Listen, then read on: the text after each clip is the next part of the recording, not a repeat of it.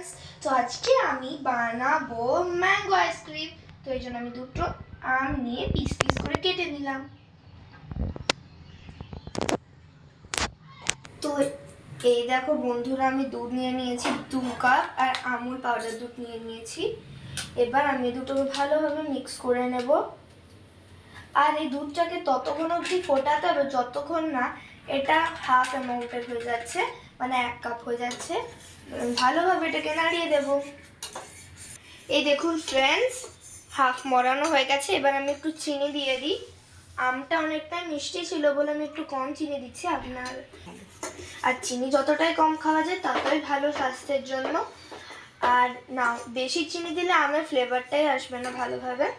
তো দেখতে পাচ্ছেন ভালোভাবে মরানো হয়ে যাওয়ার। তো দেখতে পাচ্ছেন এই দেখুন আম আমি মিক্সি মেশিনে নিয়ে নিয়েছি। আর আমি কোনো ক্রিম ইউজ করছি না, এজন্য আমি 2 দিন ধরে মালাই মানে উপরের শটটাকে এভাবে স্টোর করে রেখেছিলাম।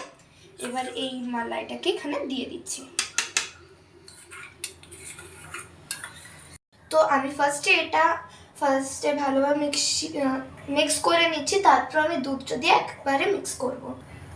তো দেখতেই পাচ্ছেন অনেক ভালোভাবে কত মোটা একটা টেক্সচার চলে এসছে। এবার দুধটা যখন আমরা একটু ঠান্ডা করে নেওয়ার পর আরেকবার এটাকে মিক্স করে দেবো, ততক্ষণ এটা একটু ফ্রিজারে রাখবো।